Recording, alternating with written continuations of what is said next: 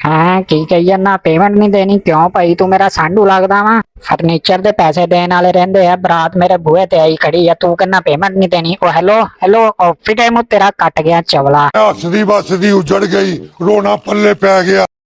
ਓਏ ਆ ਯਾਰ ਬੇਟੇ, ਅੱਛੂ ਬੜੇ ਟਾਈਮ ਸਿਰ ਆਇਆ ਯਾਰ ਤੂੰ। ਚਾਚਾ ਚੱਕ ਨਾ ਵੱਢ ਲਈ। ਪੁੱਤ ਮਖੌਲ ਦਾ ਟਾਈਮ ਨਹੀਂ ਹੈਗਾ, ਮੈਂ ਬੜੇ ਗੁੱਸੇ ਚ ਵਾਂ ਤੇ ਬਰਾਤ ਬੂਹੇ ਤੇ ਆਈ ਖੜੀ ਆ। ਓਏ ਆ ਕੇਸ ਚਵਲ ਨੇ ਓਏ ਤੇਰਾ। ਕੀ ਚਾਚਾ ਮੇਰਾ ਨੱਕ ਬਚਾਈ। ਅੱਛੂ ਬੇਟੇ, ਗੱਲ ਹੈਗੀ ਆ ਇਹ ਵੀ ਛਿੱਦੇ ਟੱਲ ਮਟੱਲੀ ਦੇ ਮੁੰਡਿਆਂ ਨੇ ਮੇਰੀ ਪੇਮੈਂਟ ਰੋਕ ਲਈ ਆ ਯਾਰ। ਅਸੀਂ ਲੜਾਏ ਸੀਗੇ ਕੁੱਤੇ ਤੇ ਮੇਰਾ ਕੁੱਤਾ ਜਿੱਤ ਗਿਆ ਸੀਗਾ, ਤੇ ਹੁਣ ਜਿਹੜੇ ਮੇਰੇ ਪੈਸੇ ਬਣਦੇ ਆ ਉਹ ਪੈਸੇ ਉਹ ਰੋਕੀ ਖੜੇ ਆ, ਕਹਿੰਦੇ ਜੀ ਅਸੀਂ ਗਰੀਬਾਂ ਚ ਵੰਡਨੇ ਆ। ਮੈਂ ਉਹਨਾਂ ਪੈਸਿਆਂ ਦਾ ਆਪਣੀ ਬੱਚੀ ਦਾ ਜੇਸ ਬਣਾਇਆ ਸੀਗਾ ਯਾਰ। ਆ ਬੱਗਾ ਵੀ ਆ ਗਿਆ ਯਾਰ। ਬੱਗੇ ਆ ਬੇਟੇ, ਦੋਨੋਂ ਹੀ ਯਾਰ ਤੁਸੀਂ ਰਲ ਕੇ ਮੇਰਾ ਭਰਾ ਮੇਰੇ ਪੈਸਿਆਂ ਦਾ ਕੁਛ ਕਰ ਦਿਓ, ਮੈਂ ਜਰਾ ਪਿਸ਼ਾਬ ਕਰਕੇ ਆਇਆ। ਚਲਾ ਯਾਰ ਅੱਛੂ, ਇਹਨੇ ਕਿੱਥੇ ਆਉਣਾ ਮੁੜ ਕੇ।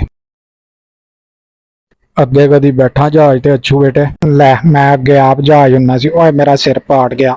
ਤੇ ਦੇਖ ਕੇ ਤੁਰ ਬੇਟੇ, ਅੱਖਾਂ ਕਿਹੜਾ ਗੋਡਿਆਂ ਤੇ ਲੱਗੀਆਂ ਤੇਰੀਆਂ। ਚੱਲ ਦਫਾ ਹੋ, ਬਹਿ ਜਾ ਹੁਣ, ਆ ਜਾ। ਚਲੋ ਜੀ ਚਲੋ, ਚਲਾ ਤੇ ਲੈਣਾ ਨਾ ਤੂੰ।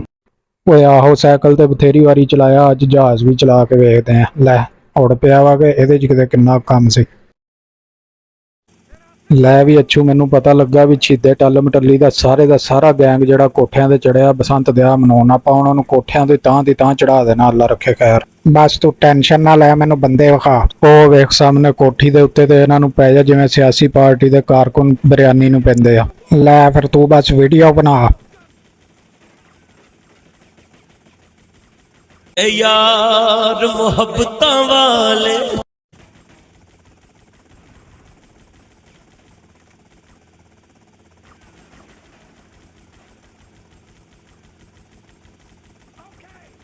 ਵੈਰੀ ਗੁੱਡ ਅੱਛੂ ਬੇਟੇ। ਲੈ ਹੁਣ ਥੱਲੇ ਉਤਰ ਕੇ ਤੇ ਹਵੇਲੀ ਦੇ ਵਿੱਚੋਂ ਵੀ ਇਹਨਾਂ ਦਾ ਸਫਾਇਆ ਕਰ, ਤੇ ਮੈਂ ਪੈਟਰੋਲ ਪਵਾ ਕੇ ਆਇਆ। ਔਰ ਛੇਤੀ ਆਈ ਮਰੇ, ਮੈਨੂੰ ਡਰ ਲੱਗਣ ਦਿਆ। ਲੈ ਵੀ ਕਾਕਿਓ, ਆਪਣੇ ਆਪਣੇ ਮਜ਼ਹਬ ਦੇ ਮੁਤਾਬਕ ਕਲਮੇ ਪੜ ਲਓ। ਅੱਛੂ ਬਦਮਾਸ਼ ਆ ਗਿਆ ਵਾ ਮੌਤ ਦੇ ਫਰਿਸ਼ਤੇ ਦੀ ਸੂਰਤ 'ਚ।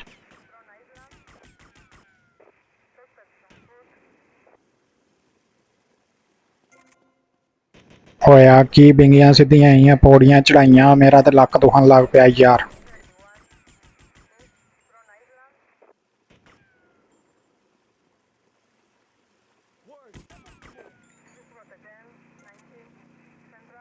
ਲੈ ਬਈ ਪੇਮੈਂਟ ਤੇ ਲੱਭ ਗਈ ਆ, ਉਹ ਪਈ ਆ। ਬੱਗਾ ਪਤਾ ਨਹੀਂ ਆਈ ਤੀ ਪੈਟਰੋਲ ਪਵਾ ਕੇ ਕਿਉਂ ਨਹੀਂ ਆਇਆ। ਲੈ ਆ ਗਿਆ, ਚਲੋ ਸ਼ੁਕਰ ਆ।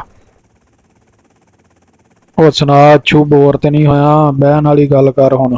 ਉਹ ਨਾ ਨਾ ਬੱਗੇ, ਮੈਂ ਤੇ ਵਾਈਸ ਸਿਟੀ ਗੇਮ ਖੇਡਣ ਲੱਗ ਪਿਆ ਸੀ, ਉਹਨੇ ਬੋਰ ਹੀ ਨਹੀਂ ਹੋਣ ਦਿੱਤਾ। ਤੂੰ ਨਿਕਲ ਹੁਣ ਚਾਚੇ ਡਿੰਗੀ ਕੋਲ, ਉਹਨੂੰ ਜਾ ਕੇ ਪੈਸੇ ਦਈਏ, ਉਹ ਹੀ ਅੱਗੇ ਦੇ ਕੇ ਤੇ ਆਪਣੀ ਧੀ ਤੋਰਨ ਵਾਲਾ ਬਣੇ ਵਿਚਾਰਾ।